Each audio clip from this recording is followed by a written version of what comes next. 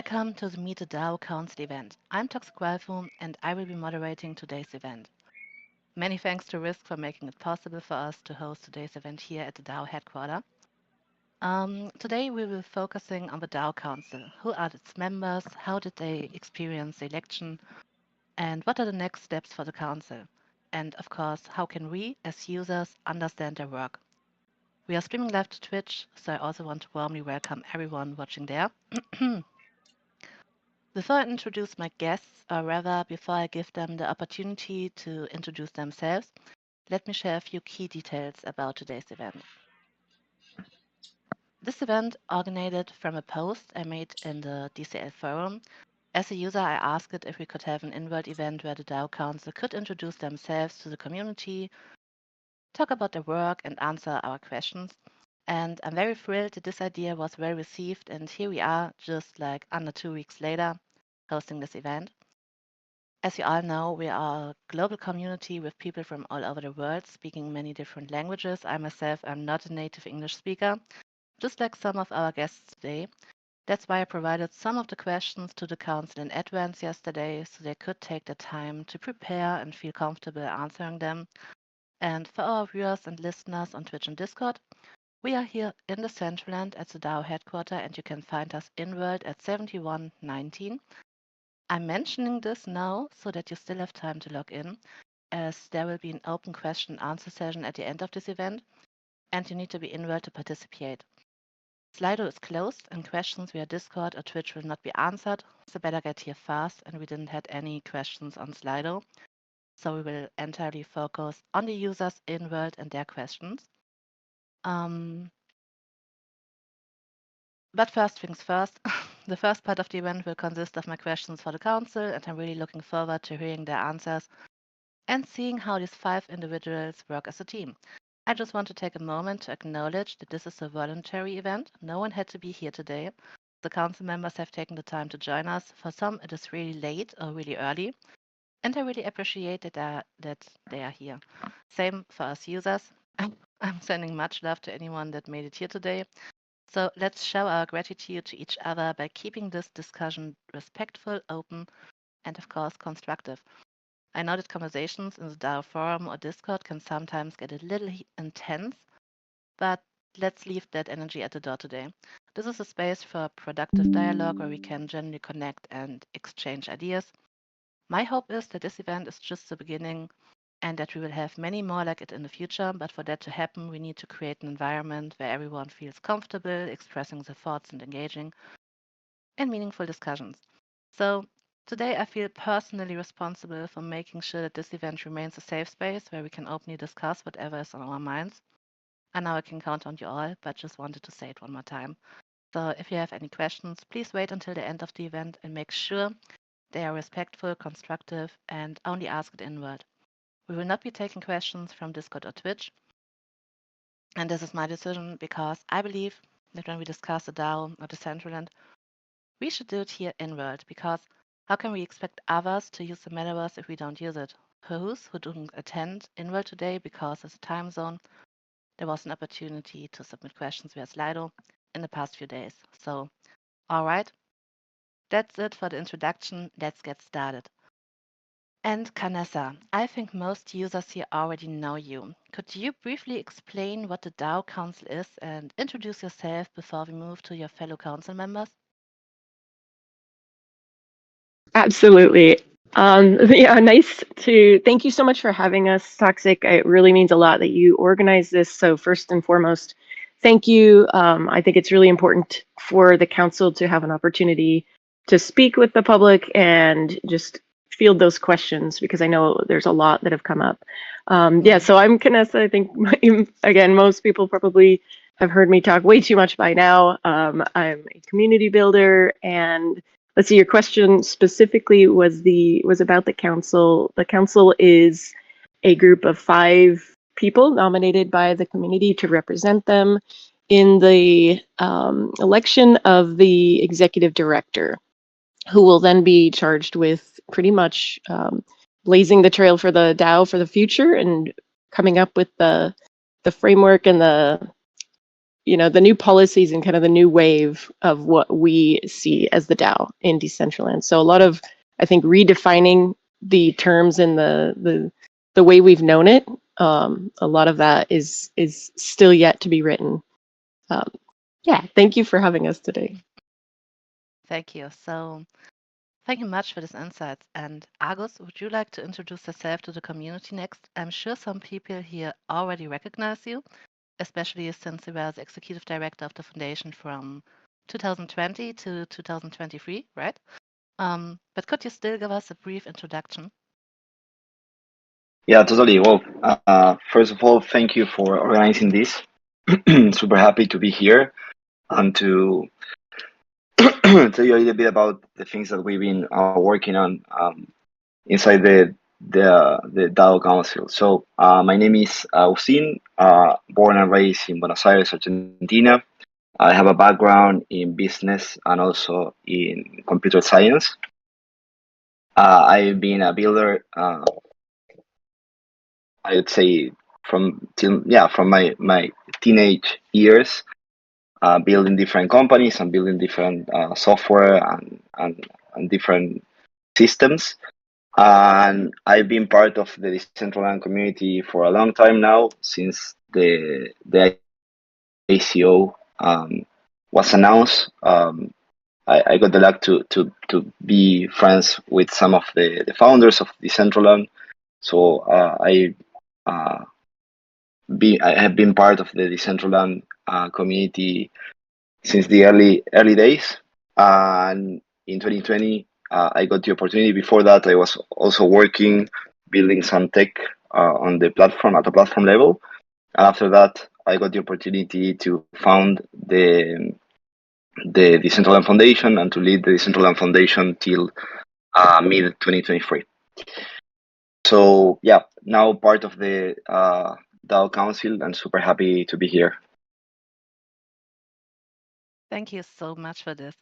Um, I would love to move on to Maravis now because Faz is still, I think, trapped at the airport, if I understood it right. So, Maravis, you're one of the original founders of Decentraland and the co-author of the white paper. As someone who used DCL daily, I find it incredibly exciting to get to know you personally, and I bet everyone listening and being here with us in World feels the same. Who's who may not know you yet, could you briefly introduce yourself? Sure. Thanks, Toxic, and for the kind words. My name is Manuel. Um, I've been involved in the crypto space for more than 10 years already. I started working in the Bitcoin space, and eventually I saw the potential. I studied computer science. I'm also from Buenos Aires, Argentina. After working for some years in the Bitcoin space, I saw the potential of using blockchain technology for other kinds of applications, and I was always a fan of science fiction, but at the time I was pretty obsessed with virtual reality and the future of creating uh, the metaverse. I was reading Snow Crash and other related sci-fi novels, and I figured that we could build this with the current technology using blockchain to represent ownership of digital assets in the metaverse. And that's where Decentraland got started. I was part of the early team shaping up the vision and writing the white paper. I was involved, I would say, from 2015 to 2017, right up to the ICO. So very early stage. There was no client back then. It was more of a technical prototype and a vision. And then my main professional life went other ways. I had my security firm specializing in smart contract security. So when Decentraland got bigger and bigger, I had to step aside, and that's where Esteban and Ari took um, the main direction for the project. And since then, I've been involved with the project as a community member and sort of old guy who knows the history, kind of on and off through the years. And now I'm very happy to join the council in this new stage for the governance of the protocol. I think it's a huge opportunity to freshen things up and open up new possibilities for the future of the protocol. Thank you so much for this introduction. And I just heard Snow Crash, and I need to say that we have a DCL book club, and we have read Snow Crash recently, and it was a super crazy experience to read Snow Crash while being in the metaverse and talking about it. So very very awesome to hear this. I have a few questions to you later that are kind of, because this is like super interesting for me and I think for others too, like how you imagine Decentraland. But let's go to MetaRyuk first, because we only have 2 council members left, and one of them is MetaRyuk. And I think some users in world already know MetaRyuk and his very iconic avatar, I would call it. He's occasionally blocking the view of stages, so but yeah, jokes aside, MetaRyuk, could you also give us a brief introduction?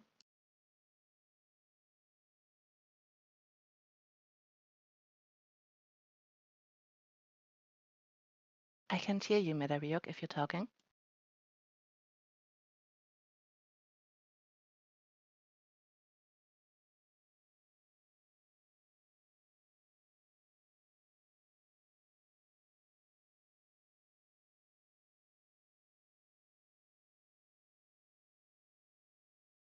Let's give MetaRyuk a few seconds to check his microphone settings.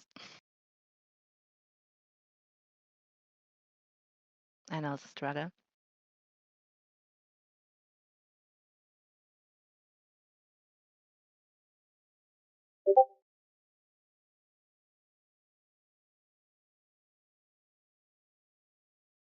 So, and I see we have a new friend in the Decentraland in-world, Aroglaive. I saw him, I think, the last 2 days. Aro, if you can hear me and you would like to join us, just click on the map icon on the very top right of your screen and click on the town hall, then you should meet us. You can also use an air taxi, but sometimes it's kind of tricky because you don't know where these taxis are bringing you to. So, Melayok, would you like to try again?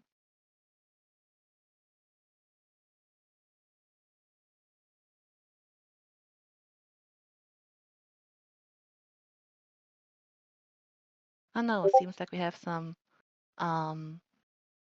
technical problems. So Melayok, maybe try to leave the speaker stage and come up again. Like, you know, turning it off and on. Maybe it helps.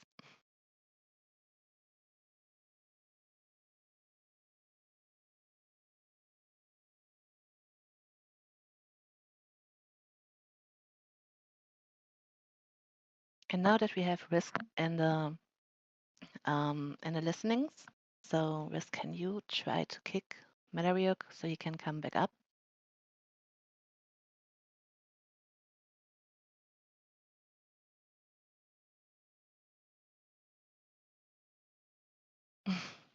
Okay, I think we can continue with the conversation a little bit.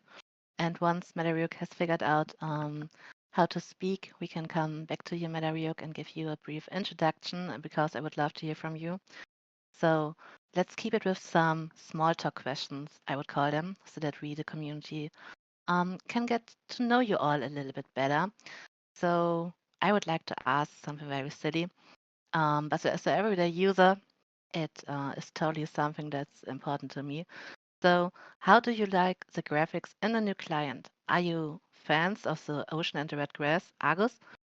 I would love to hear your thoughts on the new red grass and the ocean. A lot has changed since your time as the executive director. And do you like this Yeah, design totally. choice? Oh, I thought you would say you would miss the mountains and the green grass.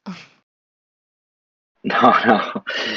No, I think it's great. Like we all seen the early days pictures of the Decentraland back when we had the ACO and after that, and I think we all envisioned having two suns and having the grass and the look and feel uh, with the red grass and everything. So yeah, I'm super happy with the advancements of the client and the look and feel right now, and I know that this will continue to improve uh, in the near future. So yeah, I'm super happy and congrats to the foundation for being able to deliver that. Awesome. So, to be honest, I kinda myself miss the green grass a little bit and the mountains maybe, but right now, as I couldn't imagine Decentraland without the ocean, so that naturally brings me kinda back to Maras. For me, it was already quite an adjustment to get used to the new client. So we talked a little bit earlier about it. I can only imagine how it must feel for you, someone who like helped conceptualize the Decentraland, to see how this virtual world came to life, a world that you once envisioned. So, does it meet your Yes. expectations? And I'm speaking here purely about the graphical perspective. Back then, did you have any inspirations? You already said like Snow Crash, about how you imagined the metaverse, and does today's Decentraland align with that original vision? Uh, I wouldn't say it aligns, but I'm happy that it doesn't because I imagined it more like a desert. I'm not sure. I mean, I read the book Snow Crash quite a long time ago, but my feeling is that it was more like a desertic grid area with Hmm. motorbikes. Maybe I'm remembering incorrectly, but that's what we built for the first 3D prototype of Decentraland. It was more of a kind of desert. But for sure, I like this version better. Mm, I love the ocean at the borders. The mm, first time I saw it, it was a very magical moment for me. mm, It felt a bunch of us in the community. I think Canessa was there at that time. Mariana was there too. I don't mm, remember exactly who of us, but we were exploring in the new client. And when we reached the sea, it was a very immersive moment. And I was glad to see these new ideas coming to the client. But yeah, definitely it's far from what I imagined originally. But I'm happy about it. awesome. So, as I said, like virtual worlds, I think they can get pretty immersive. And I can only imagine how surreal it must be to meet a fellow Decentraland user like in real life. Just like I think you two, Canessa and Metaray, and I think Maras, you met Canessa Metaray too at the DCL summit. And I would like to ask, was it as mind blowing as I imagined it? Because did you recognize each other instantly, or how was this experience for you? I think I recognized Metaryuk, but I did not know Morose. And I think we met at lunch. And so it was kind of, there's a table of people and you didn't really know who anybody was. But yeah, so it's always funny when you realize you're sitting next to somebody that like created the world that you've totally surrounded your life with. And then you Mm, absolutely try not to fangirl and be weird about it. So I usually just go with weird and like, um, but the neat thing about that was that like Metaryuk and I actually did go to a cliff in Portugal and stood over the edge of it, looking out at the water. And then to do that like in reverse and do that in Decentraland also, it was very surreal to have that first physical because usually everything is digital first. So that was the mm. first doing something in the physical world and then replicating it in the digital world. It was definitely stuck with me as well. Okay, I would like to give Medariox the chance to say something again,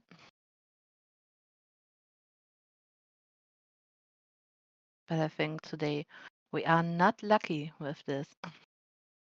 So just confirming, no one can hear Medariox, right?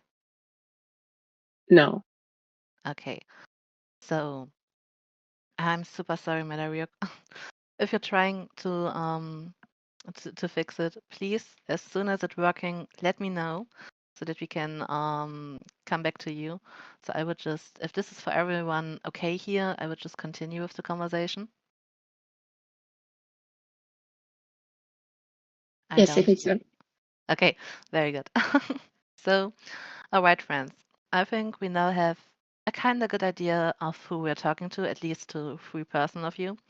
Once again, huge thank you to all that you take the time to be here with us today. And Canessa, I think it's the earliest for you right now, like 7 a.m. And I think the latest time zone is probably Madariok. So either way, for me, it's a nice midday session, which is a refreshing change from the usual super late DCL events. So let's jump straight to the next point in our agenda.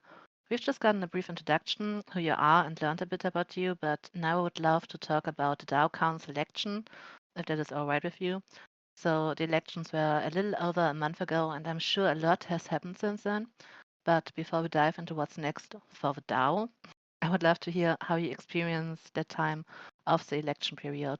So, like, can you take us back to the time of the election? What was going through your mind when you first heard about the opportunity to run for the DAO Council? And how do you remember this? And maybe let's start with Argus on this.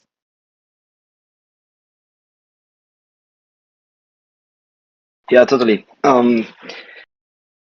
So I've been involved with Decentraland for many years now, and so when I heard about the council, I was super happy to be able to share my thoughts and my vision on how I see the project evolving.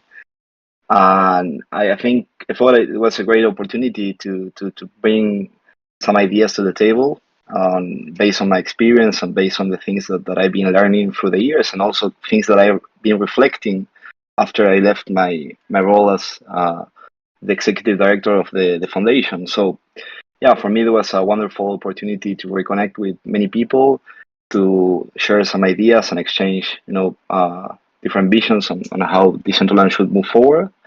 And I am super happy that we are now here with this newly elected council. Hopefully, in the next few weeks, with a new executive branch helping shape the Decentraland future. Okay, so for you, you saw that the council is open, and for you it was sure I'm gonna apply. Yeah, totally. Okay, so would anyone else like to share their initial thoughts then they first heard about the DAO Council election? Canessa, I know your application came in a little bit late, I would say, only a few days before the period was ending and everyone was watching.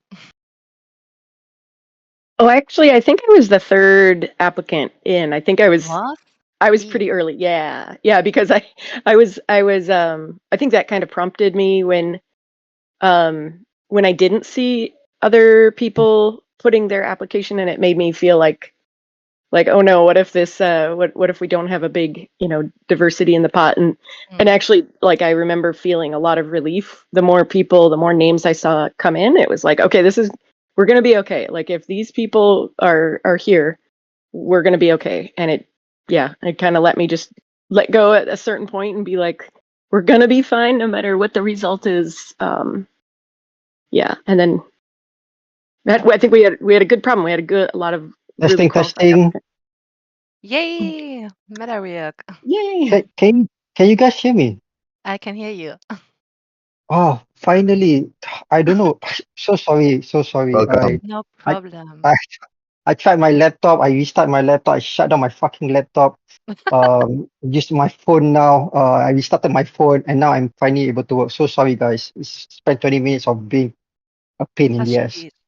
So are you feeling now calm and good to introduce you? Or would you like to have a minute to shout at your PC?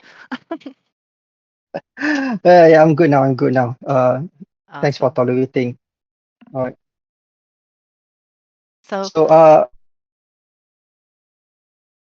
please introduce yourself, Madariuk. I think we all would love to hear who you are. I already introduced you with your iconic avatar that's blocking the view on stages when you're standing in front of us. So I think everyone would like to hear about you. Okay. First off, my name is Metawik. That's not my real name, of course. And I can't really provide due to operational security reason. I've been with Decentraland since I think 2020, but started to be active since late 2021. And one of the things that I really enjoy about Decentraland is more towards their principle of decentralization, and the way their infra's being set up.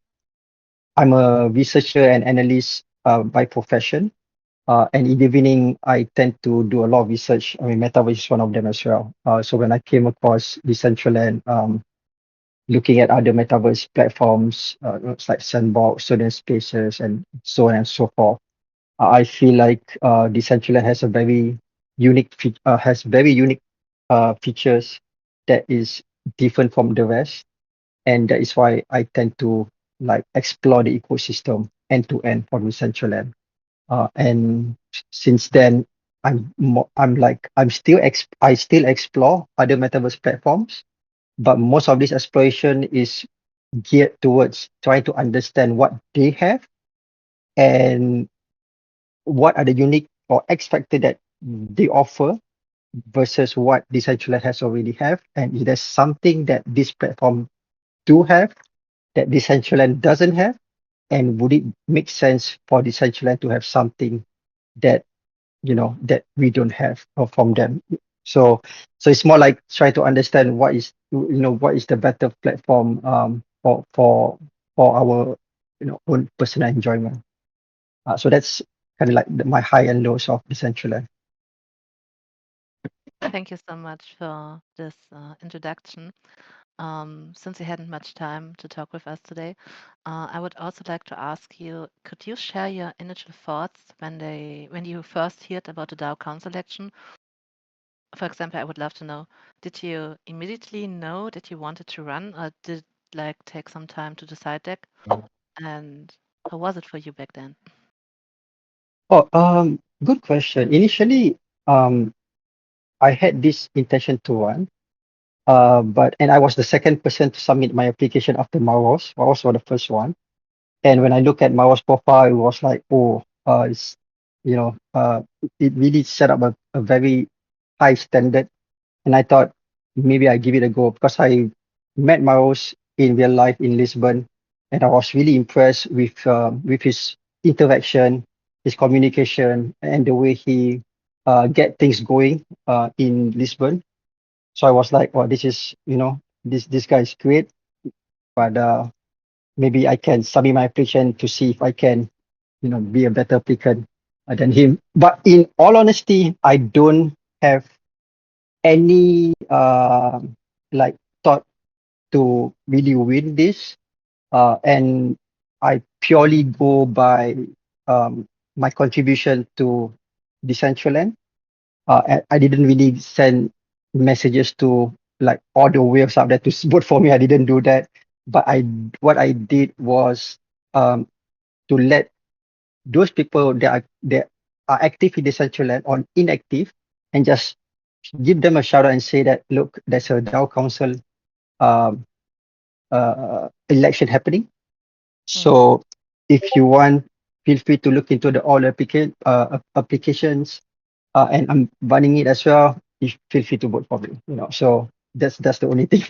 So when I got accepted as one of the top five, I was really pleased. I was shocked and surprised as well. So yeah, it's like there's some kind of weight on my shoulder, and I hope that my exposure and experience in my working environment, as well as my interaction with the community, as well as my research on this ecosystem, help to provide more to contribute more to the DAO Council. Mm. So to contribute more. Thank you so much for this insight, Milario. Agus and Maros, may I ask you what you motivated to apply for the council back then? Because I'm pretty sure the 1,000 monthly compensation wasn't like the main reason. But jokes aside, what was your motivation at the time? Were there a specific issue or vision that inspired you to become a candidate back then?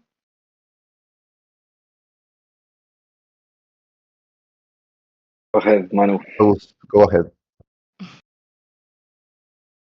Oh, yeah, Well, it's for me. It's super simple. I just wanted to keep on being involved with the project, and I thought that it was a great opportunity again to bring some ideas to the table and to keep on being part of the discussion. I love the project, and I would love to contribute as much as I can in whatever role or position I have, right? So yeah, for me it was a no-brainer, independently from being elected or not. I just wanted to be part of the conversation and well, helping whatever shape I could. Thank you. And Maris, what in was your motivation back then? in my case, it was two things. One, I felt like it would be great to have one of the founders in the council. It wouldn't necessarily have to be me, but I was. We always talk with Esteban, Ari, Emel about the developments of the protocol and the community, and from all those conversations, we realized it would be great to have someone who has knowledge of all the history and balance kind of with the new voices. And in terms of me personally, I feel like I have a good skill in sort of helping navigate new situations or building something from scratch. I feel like I could contribute there in terms of focusing on what's really needed and preventing the council to get lost in details that are not important in the beginning. So for those two reasons, I applied. I didn't have much expectations to actually get into the council, Mm. but well, I'm happy that I got elected. Thanks for this insight. So let's talk about the election itself. Like, Canessa, how did you experience the whole process? Was there anything that really stood out to you, whenever in a positive or maybe more challenging way? I think the positive is just that there were a lot of really highly qualified people who stepped up and put their name in the hat for it. I think that's a win. I felt like that, I really didn't expect to win either. um, but to me, having this many qualified people who are still here, still building, and like the DAO has not been easy. It has been a really difficult place to stay interacting, stay positive, still feel like you can make a difference. And for that many people to still be here through all that and be like, yeah, I still want more. I still want to impact it. I think that was a win. I think winning, being on the council, it's wonderful. But I think the bigger win is that we have so many people who want to contribute to the ecosystem, because there's more than just the council as a form to contribute. And I think just being okay with the results, just accepting that, whatever will be. I think that's just personally putting my name in the hat was a big deal, because I don't have the robust background that a lot of the applicants had. I definitely had imposter syndrome reading, those long resumes, and then, here comes mine. So definitely had to overcome that, but the interaction with the platform, that I felt confident about, but everything else just felt like, wow, these are highly qualified individuals that we have on our team. Hmm. But when you decided to run, I would like to know what was your biggest hopes and goals that you had back then, maybe, and now that you're actually in that role, have those expectations changed for you, or is it the same? I think my entire interaction with the DAO is always around trying to make it better than it is, trying to make Decentraland better than it is. I'm I don't believe there's any voters who have been more active than me throughout the years. Like it's a personal.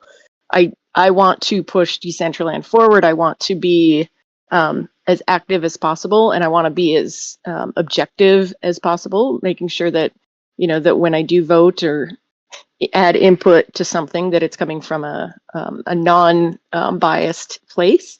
And so I think just feeling like I want to make an impact to this ecosystem.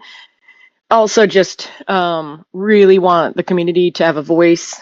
That was probably also my second biggest concern is just making sure that the people who actually will log in every day are represented, because that is just vital. And so I think those expectations ahead of time, and now with what we're doing in the council, they're definitely very much aligned. I think probably as we move forward, I hope I can continue to speak on behalf of everybody that's using this platform and continue to log in every day. And hopefully that answers the question. It answers it. Thank you very much. So let's go one more time back to the big event, to the big moment, sorry. Argus, how did you spend the final minutes before the election ended? Were you closely watching the DAO and following it live, or how did you just find out that you have been elected? Yeah, good question. I think I mean, obviously I was following the election, and I think I was traveling at that time, so I didn't have internet connection. So I got to know that I was elected like one day after the election closed. But yeah, when I got internet connection, I saw a few messages from some friends in the community telling me that I got elected and congrating me. So I was super happy to hear that from friends before seeing the results. Yeah. This is a very nice way, I think, to know that you got elected by Yes. telling you to. So thank you so much for this insight. And let me share a little bit about what the final minutes of the election was like for us users. We actually held a whale watch party at the Garden of Encounter back then. And as you all know, the DAO is very famous for last minute votes from big wallets. So we were all on the edge waiting to see how things would turn out. And honestly, I didn't expect it to be so much fun. I think that's just what the DCFM has been doing over the past few years. Like, we've learned to turn almost anything into a party and take things with I would say, sense of humor, and just saying, I love the DCL community. So a lot of us were also hanging out in Discord, and in world, the crowd was kind of huge. And it really felt like a big community event. And the best part was we even spotted for our, whale watch, a real whale in world, Esteban. So this was awesome for us, but in the end, there were no big surprising last minute railroads, I would call them. And honestly, I'm really not mad about it. The biggest surprise, I think, for us users was that Mariana didn't make it into the council, even though she wrote a great application and had excellent qualifications. But she already had mentioned on Discord beforehand that she saw her strengths more in being part of the future executive director's team. So with that kind of in mind, I would love to take a closer look at what each of you have wrote in the applications at the time, if that's right with you. And I hope it's okay if we go in alphabetical order. I don't hear no, so I will continue. So, alphabetical order, Aris, you have next. I'm so sorry. So you've been part of Decentraland since its very, very early days and even led the foundation for several years. Now as a council member, how does your role feel different from that? Yeah. So back in my early days, when I founded and led the Decentraland Foundation, my main focus was on establishing a highly capable team to build a robust platform from the initial MVP, the minimum viable product that we had back then, to ground up to a platform, right? So once we had a working product, then the challenge was to fill the product and the world with engaging content that attracts retains creators and users. I do believe that the challenge is still the same. Like now we have the Decentraland Foundation and now we have this executive branch. But I would say that the main challenge that I see in terms of the Decentraland ecosystem is how can we engage attract and retain creators and users. As a Decentraland DAO Council member, now the role shifts towards what I would say like a strategic oversight and long-term vision, and contributing with my experience and know-how to guide our executive director, our DAO executive branch executive director. And the role is what I would say fundamentally strategic, and also trying to foster collaboration between the DAO executive branch and the foundation. So that means providing support to define clear objectives between each of them, and surely that we collectively drive Decentraland forward. So yeah, that's I would say like a good definition on how the role shift. Yeah, it's definitely shifting. And in the application, you have emphasized the need for tight collaboration and clear roles, like between the DAO and the foundation. What are concrete steps you would take to improve that collaboration and avoid the overlap or conflict in that? Yeah. So first thing that I would say is that this is my personal point of view, right? Hmm. I'm not talking collectively as the DAO Council. Each of us we have different opinions on different topics, but since you are piggybacking on our application, I will speak Yes, with yes, my you own are. thoughts, right? Yeah, but Yeah, just wanted to make that clear, okay? totally So okay. I understand this, and I think it's very interesting for us to get to know you all better, like individuals, because you are individuals. We see you much as a council as a whole, inward, but right now, I think we would love to hear more about you personal. yeah, totally. So first thing to say is I think a clear definition of roles and responsibilities between the DAO and the foundation is essential. Like we are all playing the same game, but we have different roles, and we have the same challenges and the same what I would say hopefully the same objectives, right? Mm, So we need to understand what's our role in the field for each of us, and try to have a shared plan with shared objectives, so that we make the best out of our efforts, right? So in my point of view, and again, this is my personal point of view, I see the foundation as the foundation should prioritize the core technical infrastructure and ensure that the Decentraland platform achieves feature parity and find ways to differentiate from other engines and other platforms like, well, you name it, right? Roblox, Fortnite, all the big platforms, but focusing especially on what makes us special and relevant to our target audience, right? The foundation has a big challenge in making sure that our core platform works and is stable and is performant, and everything that you can do in other platforms you can also do it in Decentraland, right?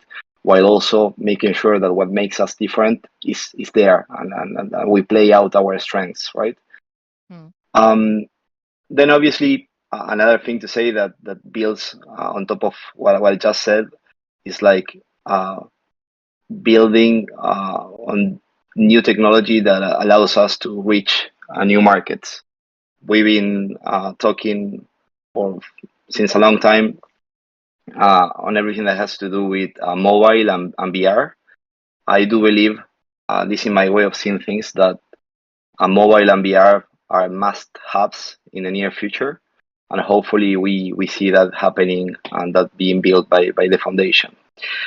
And on the other side, on the DAO's role, I think that through the newly established executive arm, the new executive arm should complement this by focusing on content strategy, creator support, user growth, and community engagement. Those are what I would say the key points. Yep. I think you mentioned this. I think you called it chicken and egg problem in your application as well. The needing content to attract users, but needing users to motivate content creators.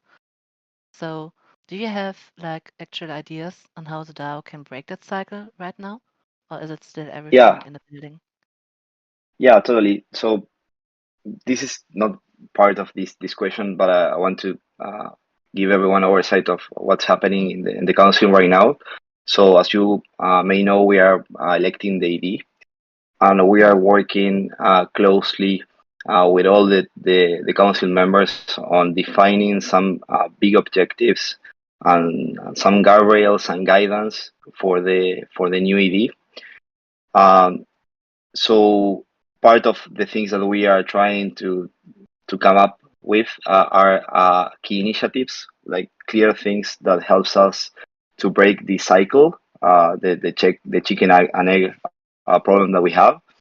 But just as an overview on the ideas that I have, I think that breaking the cycle needs a focused strategy.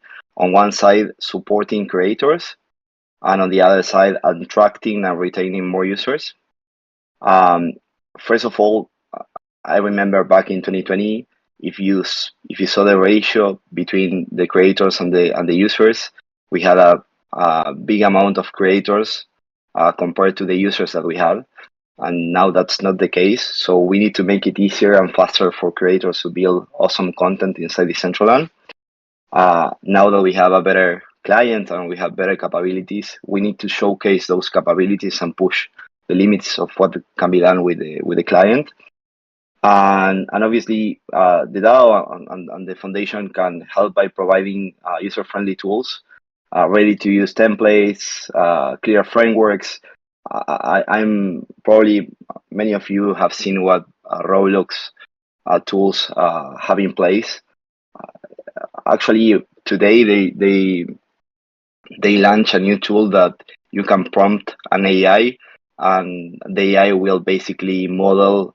Let's say I want a golden helicopter on my scene, and the helicopter will spawn out automatically. That's amazing. That's the type of tools that we need in place.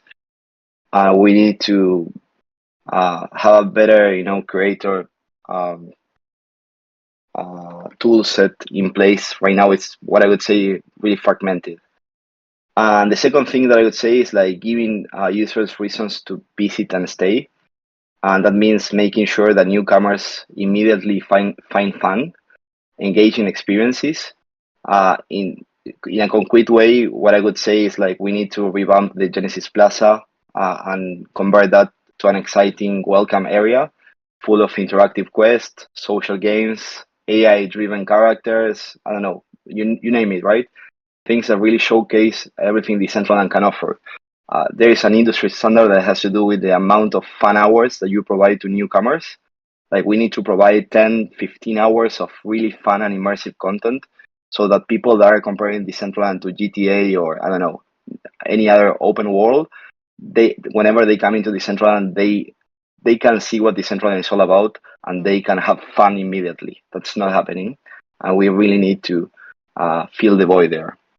Yeah. And yeah, go ahead. Sorry. Sorry, I just want to say this is super interesting what you're talking about, and I think a little bit later I would like to talk with you exactly about Yeah. this, what the council has planned for this. I don't want to steal too much time here, but it was very interesting listening to you, and thank you so much for these insights. I just would like to give everyone a little bit of the possibility to talk about the application back then. So I would like, since we're going in alphabetical order, to come to Canessa now, if this is okay with everyone. Okay, so Canessa, I hope you can hear me. Yes. Awesome. So sorry for interrupting you, Agus, but this is really interesting, and I think we could make a whole space about talking about the Decentraland and what we could do to attract new users in the future. But right now, I would like to ask Vanessa. So you've been deeply involved with the community building for years, including founding the community building Twitter space and the Discord. I would like to ask, how do you think this community focus shapes your vision for the DAO Council, and what would you do to strengthen the bond between the creators and the DAO?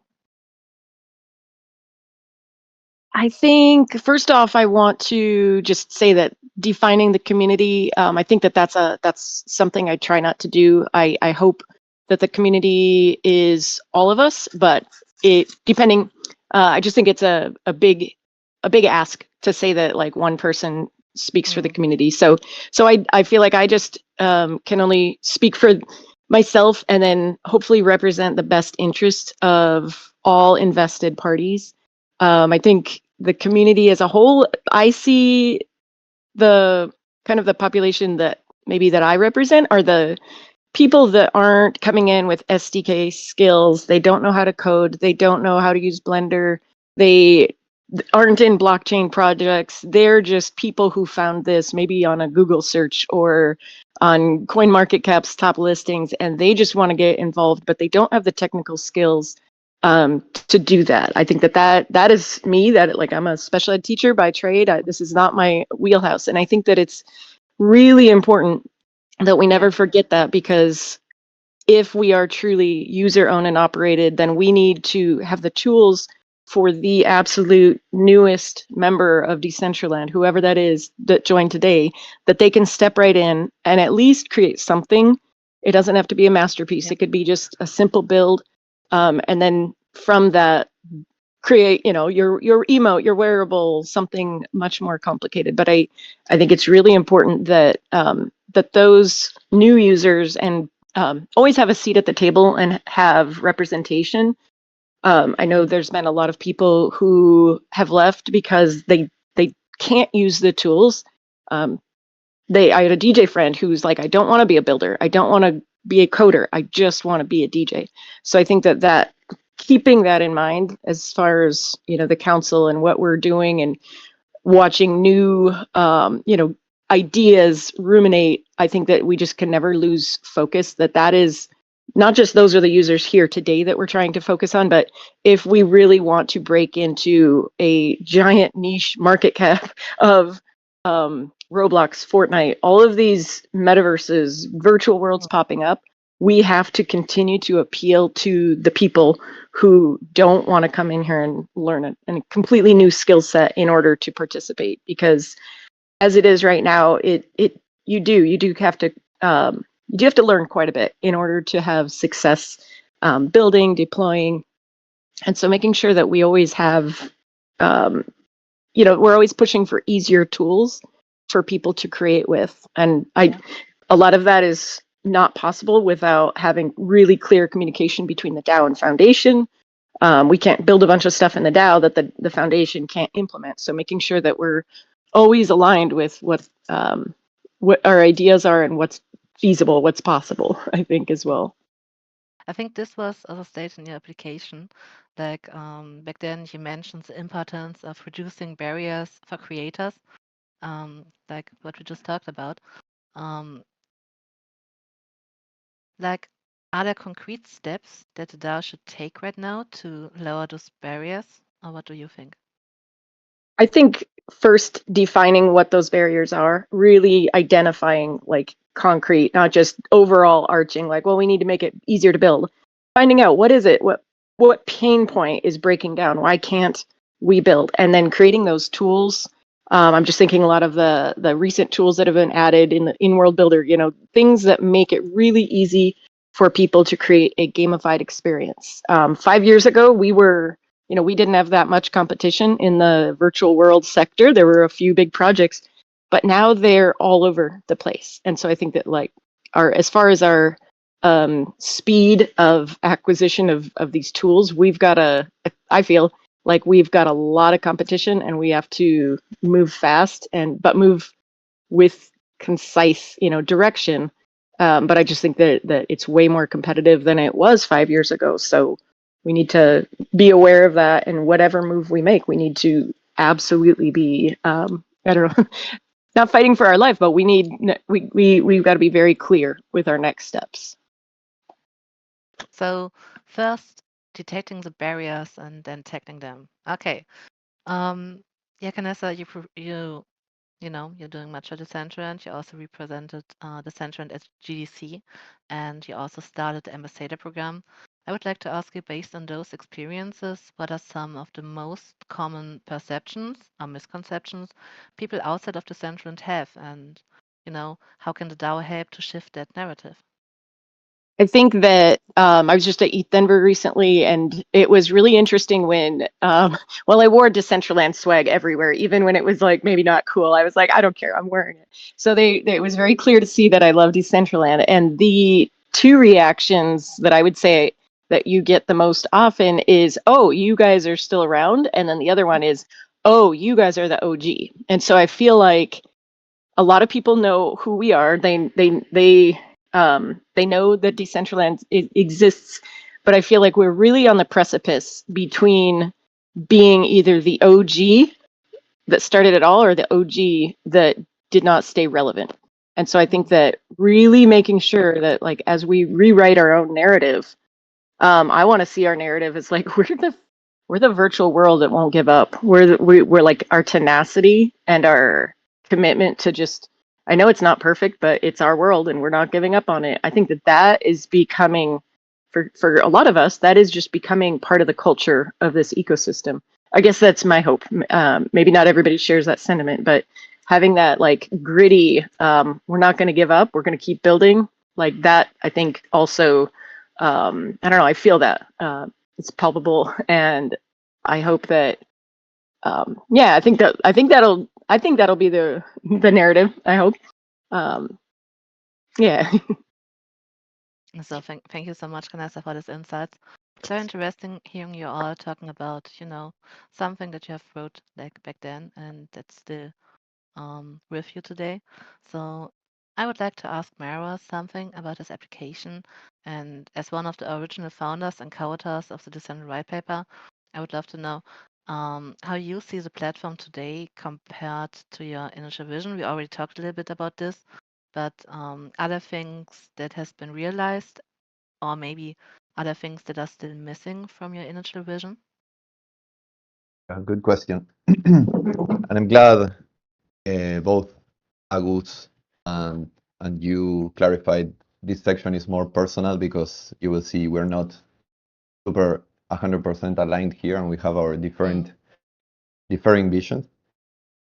In terms of the original vision, it's already realized. Actually, I had to rethink about the future of Decentraland, because everything I had imagined back in 2015 was already actualized. And I was like, okay, we need to dream bigger. But this new stage for the DAO, I think, is crucial for the long-term sustainability of the project. And I feel my views on the future are kind of a mix between what Agus said and what Canessa said. I agree with parts of both, but I differ in some key aspects. I think my ideal scenario would be this distinction between users and creators, I think, needs to go away. That's the biggest hurdle, I think, for the long-term sustainability of Decentraland, is that it's a different kind of person who gets to use the client and who creates content. And if a user wants to create content, they need to jump through many technical and educational hoops to actually build something. And I wrote about it in my blog, but the basic idea is, I think a great future for Decentraland would be one in which you can be using the client and creating content at the same time. Sort of a cozy experience of building your own space while in the space. And we're very far from this. And in terms of disagreement, I think I disagree with Agus well, it's not a disagreement, but I would phrase it in this way. I feel like it's good that the foundation and the DAO are misaligned a bit. They need to be in sync so that there's no conflict in the projects that they move forward. But I feel like the mission or the foundation is very different than the one for the DAO. Again, the asterisk here is this is my view. It's not the views of all the council, but the foundation, in my mind, should be looking to grow the network, grow the amount of people and getting new users, and the DAO should be focused on retaining them. My model for Decentraland growth is a common trope in tech is come for the tool, stay for the network. And I think in Decentraland's case, the tool is decentralized metaverse that anyone can use, and all the software is open source. That sounds cool. Like you can own your own metaverse content instead of just using whatever Mark Zuckerberg allows you to do. And once people discover that, the way for them to stay in Decentraland, the tool is the driver to join, and then the community and the DAO. The role of the DAO is to retain those users. And so, in my mind, the goal for the DAO should be working on making those after those initial steps. August talked about improving the onboarding experience. I feel like the DAO should be focusing more. I feel like that's more a role for the foundation. And once they are in, they should be welcomed by the DAO for the long term. So my vision is that the DAO can remain weird. I mean, the foundation in my mind is kind of like a tech startup, right? They need to focus on metrics and growing and understanding the funnel of where the users drop when they are first starting to use Decentraland. But then the DAO should be the weird experiments where we create new tools. We experiment with alternative clients like we are already doing. We fund content so that new users can discover in the long term the great things about the community, etc. And a final thing is I would love for there to be vehicles. That's the only thing that's missing from my original vision, which is part of Snow Crash, the motorcycles. I want to ask that because you were mentioned it in the start of the conversation. Yeah, this would be awesome. But yeah, I would like to talk like Canessa already said when she's going out in the world, talking about the Decentraland. Something that happens to her is often that users are saying, sorry, not users, that people are saying, "Oh, you're still alive, like the Decentraland's still there." In your application, Myras, you stated that you envision the Decentraland to become I think it was de facto standard for an open metaverse.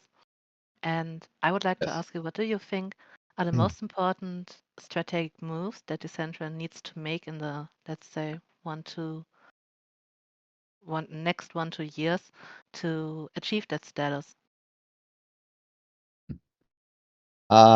Honestly, I don't think about it in those terms. Mm, I agree. I mean, I see what Canessa mentioned as a good thing. We should aim to be like the cockroach of the metaverse. Like, what? They are still around, and it still works. People still use it. Because in my vision, here some of other council members maybe disagree, or maybe other community members disagree. But I don't think Decentraland will ever be the number one metaverse.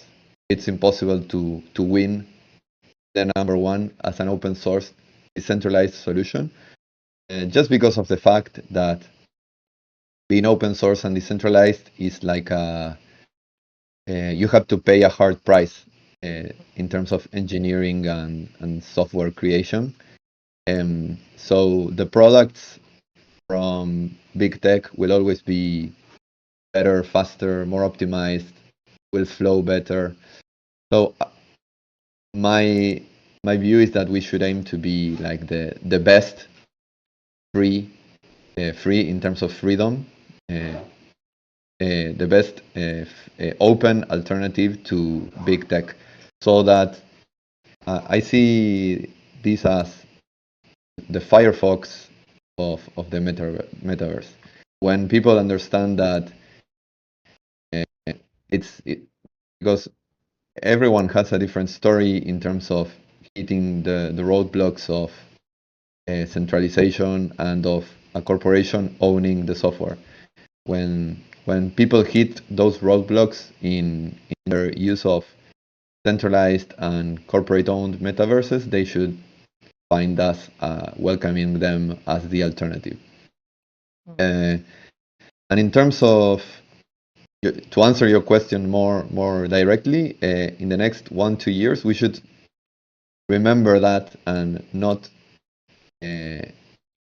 we shouldn't forget about that key differentiator, because if we try to compete directly, we may take shortcuts and compromise on everything being truly open source and decentralized, and then we lose what's really unique about Decentraland. So have that in mind in terms of every technical decision. And even I see my role in this council.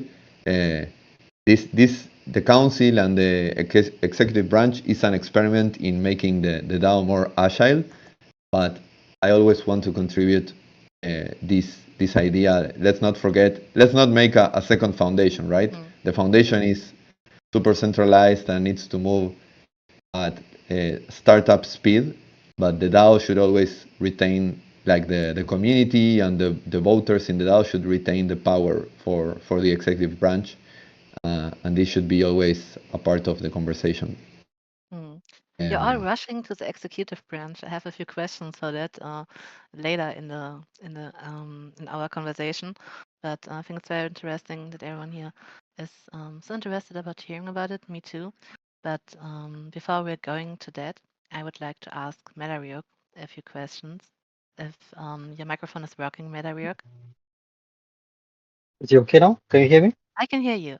Awesome. Okay, good. So, Medariuk, I would love to ask you, with your background as a senior intelligence analyst, I hope I said this right, at your extensive research on metaverse ecosystems, what do you think sets Decentraland apart from other platforms? We already had Roblox and we had Fortnite. What do you think sets Decentraland apart, and what are the most important areas where Decentraland needs to improve to stay ahead or be ahead? Okay.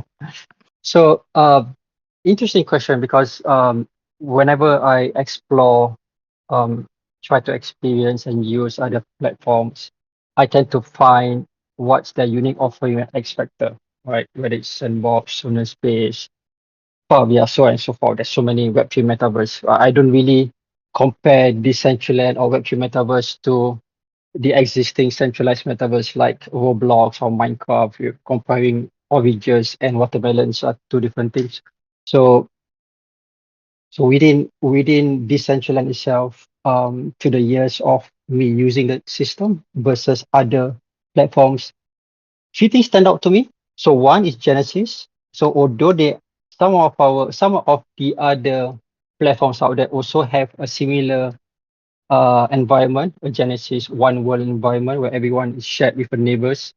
But because it's limited, so I find Genesis is very unique in that sense. Second, distributed systems, the way our infrastructure is set up with Catalyst, I think this is, to me, is the most unique compared to others. So when you realize how the setup or the infra is being set up for other metaverse platforms, they tend to be centralized servers, right? If they are doing some maintenance and everybody can access it, but by the same time, we have like Catalyst, and to me this is very unique because there's so when I go to like present about Decentraland, I tend to mention this distributed system of Catalyst thing. The idea of if one system is down, the others will take over, is great, right? So there is a level of, I would say like a service, I wouldn't say service level agreement, but there is some kind of assurance that you know that Decentraland will still be accessible even though one or two systems is down, one or two catalyst systems. So that is the second one. The third one is the SDK toolkit. So I think it's a double-edged sword for SDK toolkit. I love SDK toolkit. I don't really use on that sense, but seeing how people use it, seeing how people create using an SDK, and that is what to me is different from other platforms, right? And when I look at things on the ability of this toolkit, one of the things that come to my mind is, okay, can we do monetization? And when I look at the some of the I would say the source sample scenes that they, I think was it awesome files or something, I can't remember. They posted on GitHub. I downloaded, take a look, see what they offer. No, there are certain things that you can do as part of monetization aspect, and all these thanks to the SDK. And so that to me is very unique, right? I don't see other platforms having that ability to monetize their content in world, right? So when I talk about monetization, it's not about in the marketplace people buy stuff. I don't talk about that. I'm talking more about the ability to conduct e-commerce in world within, within the world itself, in Genesis or whatsoever. Yeah, and I think this is the three unique offerings Decentraland has to offer. Now, the third one, the second question, right? What are the things that Decentraland needs to improve? I would say interoperability. I think that is something that we need to improve. Yes. For example, we have like SDK 6 and then we move to SDK 7. And then you look at what happens to the scenes in SDK 6, it's not, it's not able to operate in this in the new client. And you look at there's so many existing scenes that have deployed scenes in there, thinking that it won't be disturbed or it won't be affected by new versions of development toolkit. So if let's say like three banks in that use SDK 6, for example, I'm not quite sure how these people that developed these sales were communicated about SDK 7, right? And are they aware when they come back with a new client and seeing everything like, whoa, what's happening, right? So I think that's one issue that we have. Another one I feel like that we need to improve or introduce. I think we have that ability, but we have yet to really see being introduced mainstream, which is monetization. We have the SDK toolkit, and I think Decentraland is more than just a social platform, in my opinion. I'm not as I don't go to parties, I don't play games. So when I look at Decentraland, I see more of like different kind of use case other than social aspect of it. So we need to introduce like monetization, right? How these people, how creators, users can make money from their own sales. But so when you introduce monetization, then people will come, because if you don't introduce that, then we are no different to any other platform who's just for social platform, gaming purposes. Then what is the unique content that we can offer to future content creators that would love or would prefer to make money out of it, right? So this is something that, you know, the future ED and the current foundation people that is listening to this call to explore. The last one is technological adoption. We have a AI person, AI character, but I think that doesn't seem to work. And when we look at how other platforms are introducing AI agents, plugins, I think that is something that we need to start exploring as well. So, because if we don't start to explore this kind of new technological adoption, then we may lag behind on other platforms, right? And another thing, and in terms of technological adoption, virtual reality is also to me important, as well as mobile use. like what Agus said, right? Mobile and VR is going to be the future. If Decentraland cannot be played on mobile, right, then it's going to be a tough cookie, right? Yeah. The current challenge that many people that I talk to is the need to download the application first. And coming from a cybersecurity background, a lot of people have really goes against this idea of downloading things first before to explore. But it's unfortunate that we are not going to like support the browser. I hope they do. Maybe they would rethink about it. But yes, easy accessibility is one of shouldn't be a barrier, because if the first way to access is to download something, install something, and then run it, then that is a form of barrier, right? So that is something that something that needs to be improved, right? At least the experience itself. So Yeah. that's my take on your question. Thank you so much. So we talked about monetization, and all I can think about is on the long-term sustainability of the DAO and our, I would say, eventual independence from the foundation. So if you can keep it short, what would be your priorities to ensure that the DAO becomes a fully self-sustaining and effective governance body? If this is not too complicated for a short answer. So my primary focus and mission as a council member is to really see Decentraland continue to be accessible and available in decades to come. I'm not talking about 5 years, 10 years, but maybe 50, 20 years down the road, right? Um, Mm, and, and to achieve that, we need to be conservative with the operating costs, especially with the current market situation. We probably would see mana to still be under 30 cents for a period of time because of the macro economy and as well as the trade wars and happening. This price of mana will continue to be under 30. So if you do the math, right, as long as the DAO does not generate revenue above the operating cost, then Decentraland is likely to be financially affected over time. That's just basic mm, maths, right? So this is why we really need a strategy on how to generate revenue to support the operations in parallel to the capital appreciation of mana, right? So believe it or not, the price of mana plays a role as well. So the higher the price of mana, the longer the DAO can operate, right? Depending on their cost of operations. So, but at the same time, I also acknowledge that in order for Decentraland to continue to be attractive and updated with the latest tools and adopting new technology, initial spending is required. So the council will work with the ED to ensure the key objectives and the goals are proper, realistic, and achievable, so that at the end of the day, we can attract more people to play, invest, form partnerships, and use Decentraland hopefully on a daily basis. mm.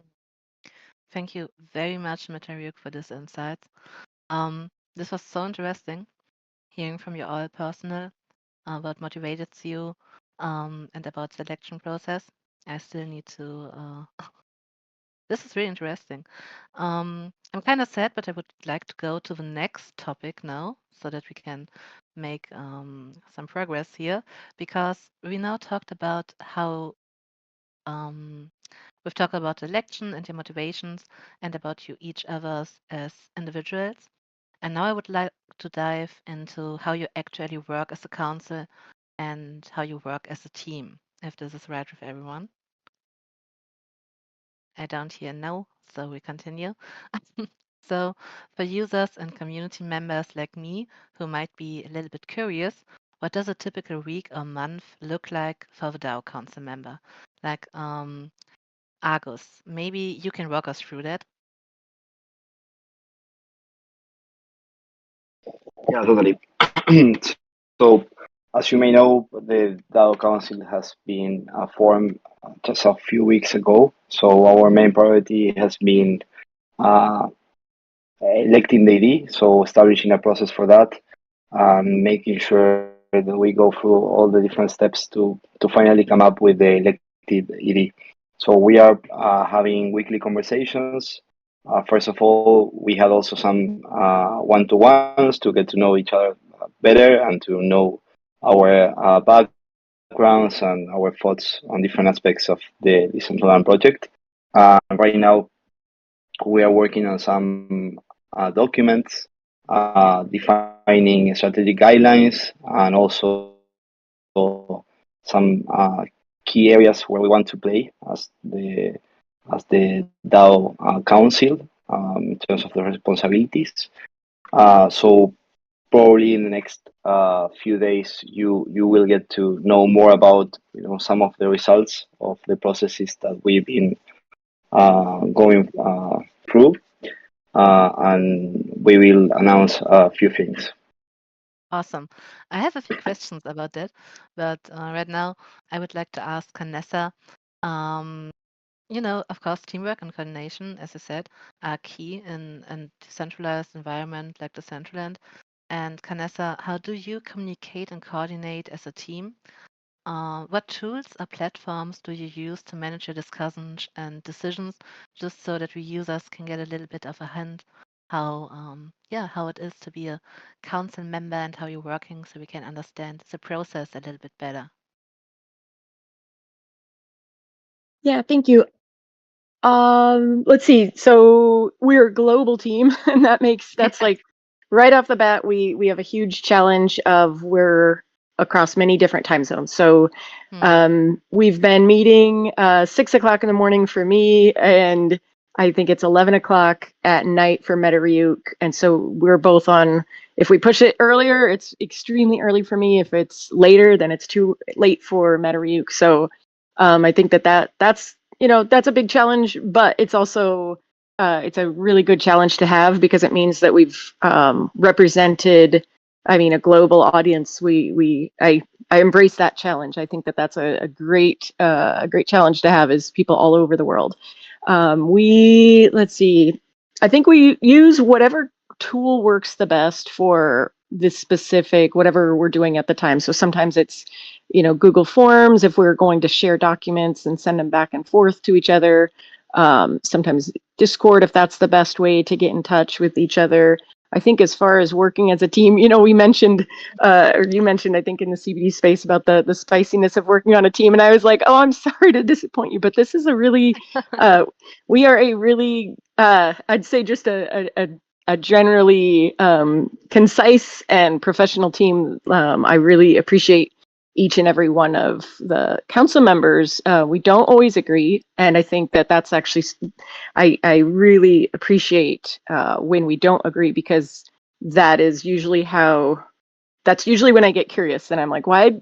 Okay, what are we talking about? Like, what am I not seeing if this person has a different opinion than me? And so that's really where the growth happens. I think that even though we don't know each other too well coming into this, as far as I mean, I know Metaryuk, some of the others, I actually, yeah, I'm getting to know everybody quite a bit. But I think that we've done really well for people that don't really know each other and coming at this from different cultural perspectives, also different professional backgrounds. I think that we've done a good job working as a team and, just respecting each other's opinions and getting new perspectives. Actually, I think it's been very, very refreshing, and I'm personally happy that we have people who are that invested to sit here and want to discuss the finer details of like, no, if we do this now, if we do step A, that's going to impact step B 6 months from now. So really seeing the bigger picture as well. So that's I hope that kind of, I'm just making sure that I think I answered all of your question, but feel No, free to elaborate. you answered it really good. Like, for us users, it is just interesting to know how this newly formed council, because it is something entirely new for all of us, to understand how you're working. So I think with understanding comes collaboration. So I really like this, and I think in the future it will be for you all very important to learn how to work together, how to use different, tools and stuff like this to organize you. Because, as I said, Canessa, you're all over the world in different time zones with different languages. There are many barriers that you need to tackle to get the things done that needs to get done in the future. And we always we sorry we have rushed a little bit to a few things. We talked about it earlier, like the upcoming organizational steps, I would call them. We talked about a little bit about the ED and about what's coming next for the DAO Council. And I would like to step a little bit closer to this now. So we have now talked about how you work as a council, and now I want to shift the focus a bit and look ahead. So the council plays a key role in shaping the direction of the DAO, and I'm sure the community is curious about what's coming next, just like as me. Um, so I would like to ask Argus, like one of your main responsibilities is to define the DAO's direction by drafting strategic guidelines.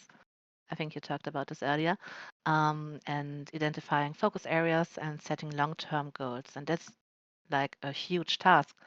Um, can you give us an update on how far along you are in this process? And have you already made progress in outlining these strategies, or are you still in the early planning stages? Because if I'm informed right, I think you need to drop them like 60 days after the council is started to work. Yeah, totally. So the deadline is on the 3rd of April. So we still have a few days moving forward. But yeah, we've been working collaboratively on defining this document with high level objectives and key results. So a way to measure how we will achieve those objectives, or how will the executive branch achieve those objectives. And we've been also working around some ideas for key initiatives. So key projects that the executive branch probably will uh, will execute, um, so that the executive branch can achieve the objectives. Something to be said here is that we will elect an ED, right? And an ED will be the one deciding and having full ownership on the decisions that the ED take.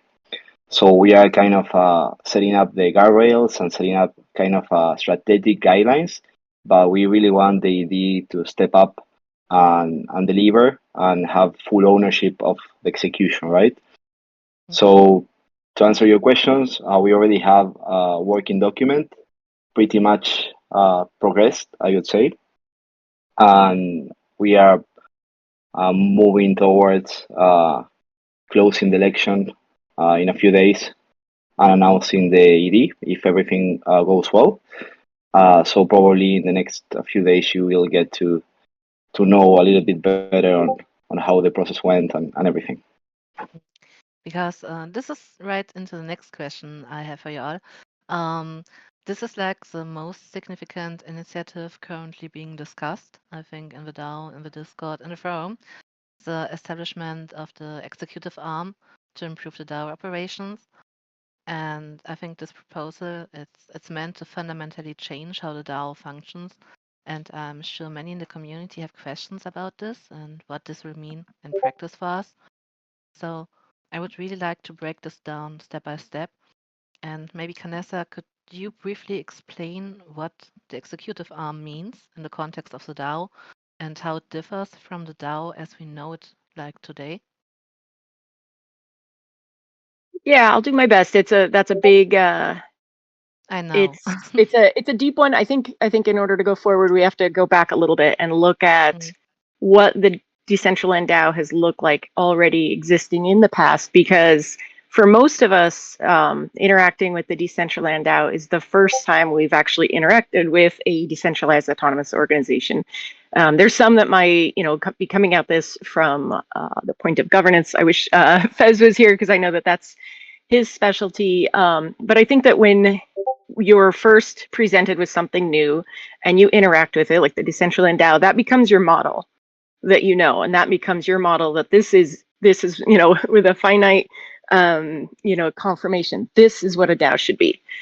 And in reality, there's many different DAOs out there. There's many different iterations. There's many different forms of what that can look like, decentralized decision-making systems. And so for me personally, I've had to really I've had to challenge my own biases and my own confirmations of what a DAO should be, especially at the beginning of this, when it was first, the grant system was first frozen, and kind of discussing what was going to happen after that. And so I started researching on my own, trying to figure out, like, okay, but isn't this decentralized? This is how it's supposed to be. And come to realize, actually, there's a lot of different ways that a DAO can function. It doesn't have to be each person, voting with their VP or their land or their, money, their mana. It's actually every DAO in existence, I think, has their own internal struggles. And I think that any DAO that uses those kind of voting mechanisms is going to struggle. So I think it's an ecosystem that hasn't been fully fleshed out and figured out, other than just one person, one vote, with totally verifying your identity online and making sure you're a person behind it. And then that takes us right back to centralization and not being anonymous. So I in my mind, I keep doing, this wheel where it's like, yeah, but to fix it, we have to do this. And I mean, it in the long run, does it really matter that it's decentralized, like, if nobody uses it? So we want to make sure that we're decentralized, that we're also being relevant to the point where the DAO is efficient. Being an active user in the DAO, I also I've seen it go from zero, or I shouldn't say zero, but like very little oversight on what projects were being funded, to have the formation of the grant support squad and support for the projects, making sure that they were doing the best they could. And from that, 2 different cycles where the grants were frozen, trying to improve this, trying to make it better, because I think it's like it's like saying it's broke. We don't want to say it's broke, but it was broke. It wasn't working. And so I think that this final solution, this pivot to a council, the pivot away from VP just being given, or just not being given out, but VP being able to approve any grant that comes through, I think it's the healthiest thing we can do right now. I think that it is different and difficult. Change is difficult. At first, I was very against it, because I did not want to lose a voice. I didn't want to lose the say in the ecosystem. However, I realized we can't go on like this. Like, there's just, you look up the numbers, you can't proceed the way we were. If we did, we would burn through the existing amount that we had. Trying to make sure that I'm not getting bird walking too far from the original question, but I think that, so knowing the past, I think, is vital for knowing the future of where we're going. So the new proposal with the executive arm, it changes the DAO so that instead of users voting on every single proposal, and sometimes they might not understand the proposal. I'll be the first one to say, I don't always understand the proposals that I'm voting on, but I do my best. If I don't, I would find somebody like, hey, dog man, this is a proposal around coding. Can you help me understand it?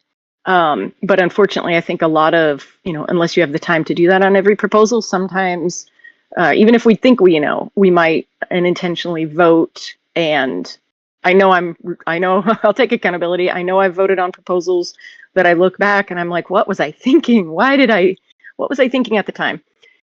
So this new form of doing this, it removes that, for one thing, where you don't have people voting on proposals that maybe they aren't fully educated on. It puts the ownership into the executive arm, so that now if I'm just trying to think of an instance, like if there's a new game that wants funding, instead of that game going to all their friends, trying to get VP, trying to get the votes, all of a sudden they're on social media, they're making more of a presence. Now it's up to the executive arm to decide, okay, who's the best talent for this job, and then they hire directly to make sure that that it's a project that can execute on the deliverables.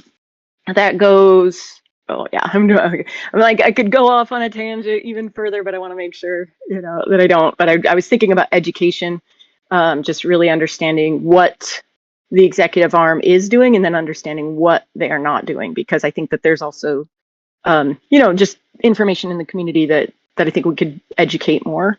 But that's possibly a different question. This topic is so big, and I think for me, it's kind of hard to understand. To be honest, I read the proposal and everything, but so to break it very down, the executive director will take the decision that usually the user would make in the DAO, will take them by themselves. So this is correct, right? I would say that also we really need to be clear that this is around the grant system, and that there are still all of the governance proposals are still that is still up to the community. So I want to make sure that, like, as the dialogue continues, that people do understand that this is a very, very finite part of the DAO that we're talking about. That there's still, if users have an issue that's important to them, I'm thinking like the POI. I really would love to see more change around the POIs, that they can still put proposals in. There was a proposal put in recently because of conversations around that. So making sure that when we do talk about the DAO, sometimes when we say DAO, we just are only talking about the financial part of it. And really, it's so much bigger than that. So I think that I think it's important to really narrow that down. But yes, on the financial side, it is the executive director who will be in charge of the executive arm, and then it is their responsibility to push forward based on their objectives, their the key framework that we help build together to make sure that whatever plan we have in the future is sustainable, that it aligns with the mission and vision of the DAO, and also aligns with the foundation. So we don't say, well, we're gonna spend $5 million to go to Mars and or something like that, and foundation's like, wait, what? So making sure that what is being suggested is feasible and reasonable as well. This question is for you all, but Canessa, if you would like to answer, it's totally fine with me. Could you give me like an example of what a normal user can still do in the DAO when the executive director takes over the role? I can definitely answer, and then please, anybody else feel free to answer as well. I think governance decisions, which I guess maybe to break down that jargon more, are the decision proposals that make change around here that aren't financial necessarily. So like last year, I made one just because I was like, why is there only one sun in the sky, but there's two suns on the logo? Like I want to like we should have two suns in the sky. And so that was an example of something where I saw a change. I could have done a canny request, but I also was doing an education series at the same time where I wanted to teach people how to make a proposal. So it was a very, very safe one. But I think that anything like that, where if we see a change, we should be able to do something about it. I think that right there is the magic sauce of decentralization and ownership, is that if if you're like, hey, I see too much green grass, we need to have green grass or something like that. If I wanted to do that in Fortnite, good luck. Minecraft, no. Roblox, maybe make my own world. But here, like, I can do that. I'm trying to think of other instances. So any governance proposal where you have to make changes like that, I think there's still a lot that can be done with, we talk about the virtual world is land, but really like the avatar is an entire different creation system. Nikki Fuego did a governance proposal to add the hand category. Even our names, I mean, maybe our names should show up in different colors depending on how long you've been here. So I see personally as there's a lot of opportunity for users to still stay involved and create proposals, vote on proposals. I hope people see it that way. I think compared to other DAOs where there's a lot of opportunities to make change. Yeah. Sorry, my avatar's going crazy in world. If I sat on anyone, it's because I these things are clickable. So I just sat on like 4 people while I was talking. So I just want to ask because I just want to say Marius needed to leave us because he has a meeting, and I think Argus, you have a hard stop in 15 minutes too. So I would Yeah, really sorry for ask- that. No problem. It took a little bit longer, the whole interview, than I expected it. You all were so communicative, and I wasn't expecting this. I love it. I really love it. But so we're a little behind in time. So I would like to ask one more question about the executive arm, and then we're coming to the community questions. Maybe we can see this as a community question as well, because I'm questioning myself how the selection of the or the election of the executive director will look. Will there be like an open time frame where user or anyone can apply? If you could explain this to us, this would be awesome.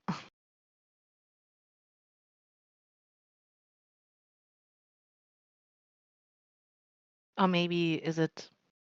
I don't know, Canessa. You explained it so nice earlier. So or Argus, I'm fine with everyone here. Yeah, probably I can jump in and tell you a little bit about the process, and then Canessa, if you want to add anything on top of it, please do. So as I said before, we've been working in that process, and in the next few days we will announce a few news around that topic, and we will disclose the entire process. What I can tell you is that we have worked together with all the different council members on approaching different people that we consider that could be executive directors that could fulfill the position.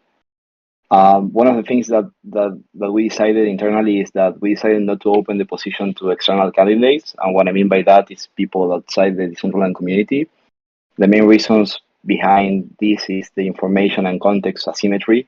We recognize that external candidates would face probably significant challenges in rapidly understanding the internal context, how the foundation and DAO works, the culture, and everything that has to do with the nuances are essential for having success.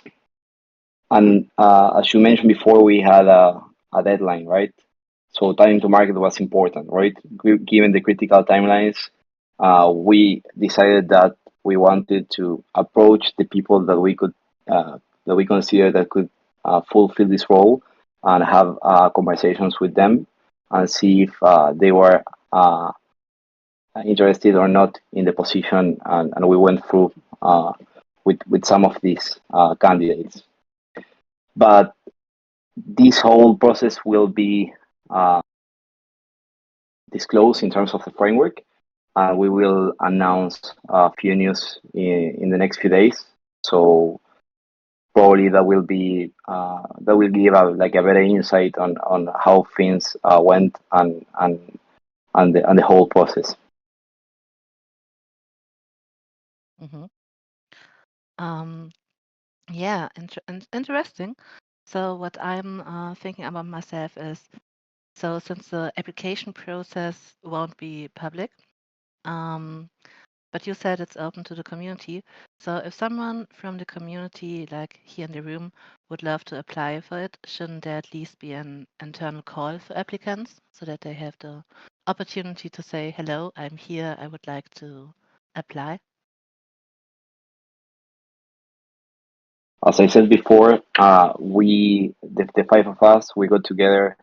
We did a short list of people that we consider that could be a fit for the role, and we approached those people. We had a clear deadline, and we wanted to have a good time to market with this. So that part of the process is already closed, but everything will be published and announced in the next few days.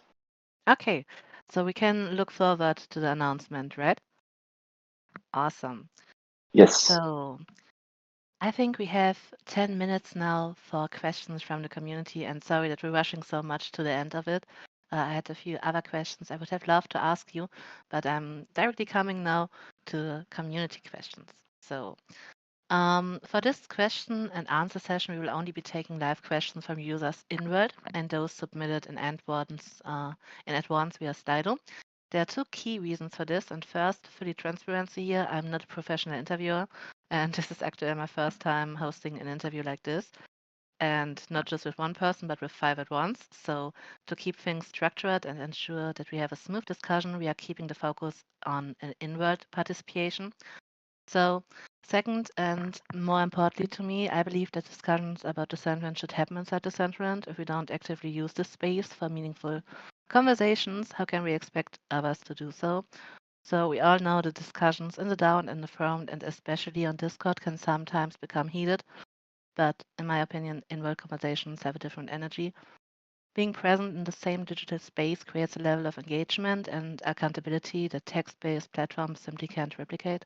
So this isn't meant as a challenge to anyone here, but I firmly believe that it's easier to be dismissive, harsh, or even confrontational when you're not facing the person you're addressing.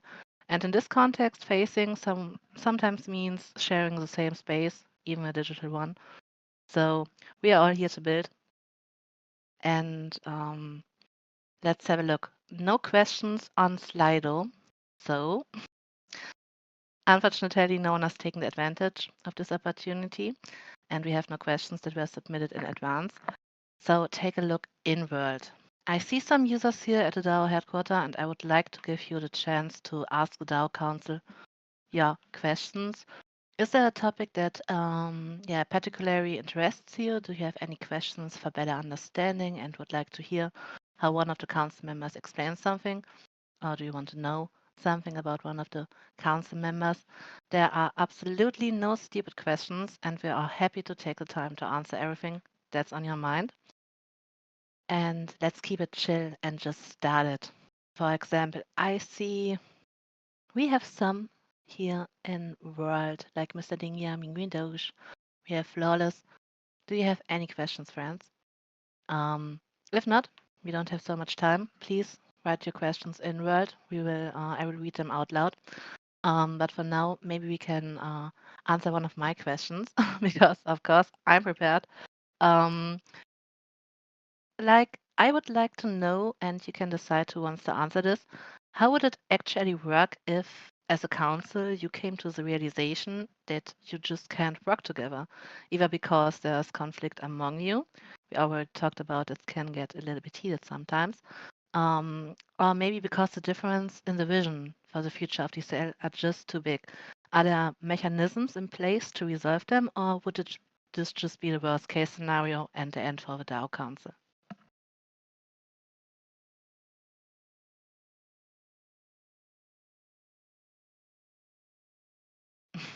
Maybe Canessa, could you answer this question, or if this would Yeah, be you? I think that I don't know if it's because we're all coming from a place of deep passion for decentralization and just like above average interest in maybe not the democratic process, but just the decentralized aspect of everybody having their own opinion. I feel like that is a framework that we all have that as the foundation, because we certainly have not all agreed on every aspect. And when we haven't, what I've seen is that people are very professional, concise, respectful. I'm impressed how easily someone can actually just disagree and say, I'm going to push back on that, and I see it this way. So I think that it feels to me, just personally, it feels safe to have an opposing view. I've certainly spoken my mind and said, don't feel comfortable with this, and it's been well received. And so to us, that is not a problem. It hasn't been a problem.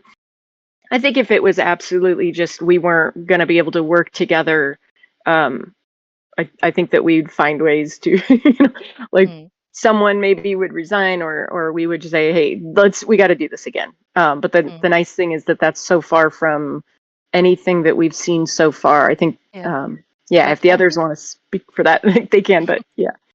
So I think that Argus, yes, please. No, I just was going to add something to what Kanisa just said. Yesterday we published the DAO Council Charter. I think that explains in detail how we work and our decision making system and structure. So yeah, I agree that for now we've been having thoughtful and positive conversations, and I don't believe that we will reach a point where we won't be able to have a conversation that works. But yeah, the other thing to say is that we are delegates to the community.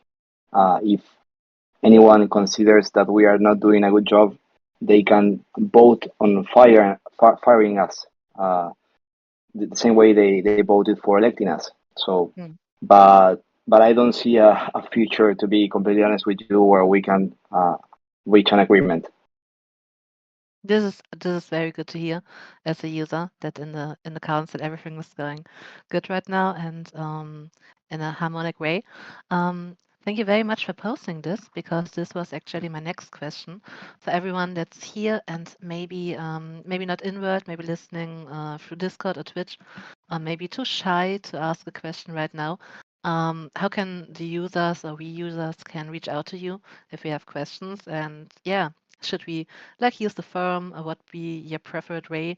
Let's say Flawless has a question or concern after this meeting. What would be the process looking like to make sure it reaches the right place and actually get heard?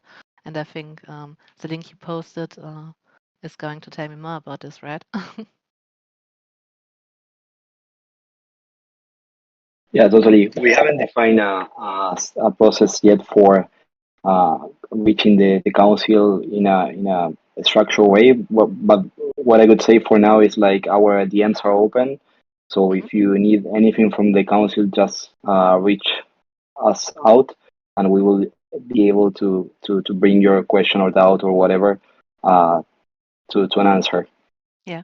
Okay. Good to know. So users are allowed to DM you if they have questions.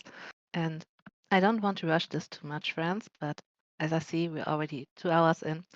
And I think we talked about much today, and I think it was very important that I would like to see it as that we all get to know each other a little bit better, so that we can, in the future, have meaningful discussions about all the topics that is on our minds. And I would bring it now here to an end, if this is okay for you. So, all right, the users in World, viewers on Twitch, and listeners on Discord, I think we're reaching the end of today's event. So a huge thank you to the DAO Council for this insightful discussion. I truly hope this won't be the last time we have this kind of conversations. And as users, we benefit from understanding what you're working on. But as I said, I also believe that you can learn a lot from us. After all, the users are the ones actively living and shaping the metaverse every day, not just imagining or theorizing about it, but living. In my opinion, the real treasure of Decentraland isn't the DAO treasury. I know this is cheeky, but it's the people here and the ones who show up and create and push the world forward. And if we can find the answers within this community on how to make the metaverse more appealing, for example, to the masses, then where else can we find it? So thank you to everyone who joined today.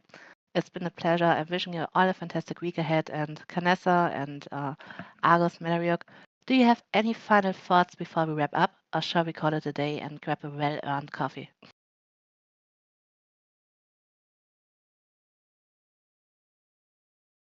I think no one has a question. Some last words. I would love to hear some last words. Argos, maybe you would like to start. Yeah, totally. I think that most of the important things had already been said throughout the entire conversation.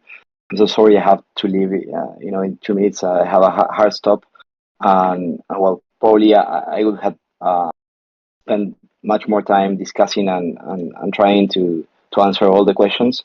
But I think it's important that you trust in the process, that you put trust in the process. Like you voted us as your delegates.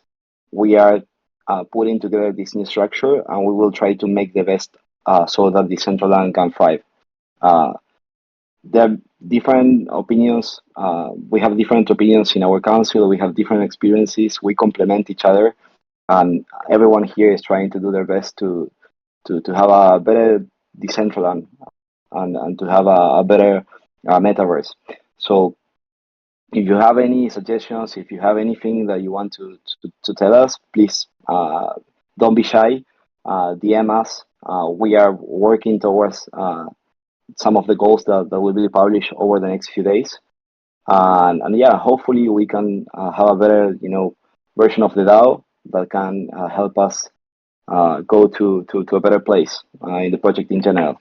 But yeah, super happy to be part of this and contributing to the future of Decentraland. Thank you. Canessa, your last words for today? Yeah, I just want to thank you for facilitating this. This was, it was not DAO organized. It wasn't, you're not a paid position. Like you literally did this because you have the passion. And I think that is absolutely the kind of, I don't know, that's what's going to keep driving us forward. So first and foremost, thank you. I think also it's important you've raised a lot of questions throughout this process that I think are really important for the council to answer. I think it's also really vital that we are accessible. I wish we were more accessible in some ways. I just want, to put it out there that if to always just ask the difficult questions and keep us accountable and and I think that the best thing we can do is just stay active, stay busy, and results are going to show. I guess results will show. And so that as we move forward, I look forward to delivering. But thank you so much for giving us the space today. It was a pleasure for me because I had some questions and I love that they could be addressed today. And as I said, through the forum, I just love it that this came through the forum. So thank you very much that you took me seriously and answered everything. Malariok, I would love to hear from you some last words for today's event. Oh, okay. Just a quick one. First, thank you so much, Toxic, for the organizing this. Um, Second, I think it's important to know that um, we all come from different backgrounds. The council members come from different backgrounds, different culture, different way of life, and we have diversified, thinking. Our decision making process, our thinking process is very different. So it's like like Agus and Kanessa mentioned, we may not always agree, but what's important here is that we respect each other and disagree and agree professionally. And I think one of the things that we are always looking forward to is to work with the ED. And again, I'm really really looking forward to collaborate, um, to cooperate and work directly with the ED because I also have some ideas on how to to achieve sustainability for the DAO. And so, you know, the enthusiasm is there. So look forward for things to come and hopefully, despite the current market downturn, things will go positive and pleasant in months to come for Decentraland. So Thank you. Thank peace. you for this uplifting words, Malariok. This was awesome. Now we can all leave the meeting with a good feeling.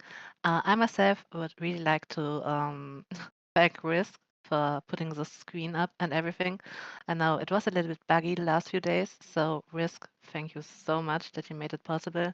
And everyone else here, thank you for being here. And I'm ending the Twitch stream now. Um, it will be I will upload the Twitch stream to YouTube so everyone who missed it can watch it. And yeah. Thanks. Was awesome. I wish you all a great day and bye. Bye.